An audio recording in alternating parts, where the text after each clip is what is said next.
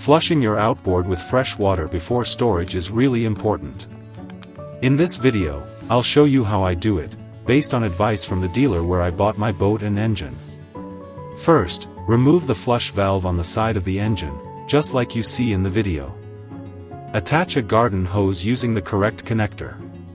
Turn on the water, and that's it, you don't even need to start the engine. Let the water run through the motor for about 10 to 15 minutes. This simple step helps prevent corrosion and keeps the cooling system clean for next season.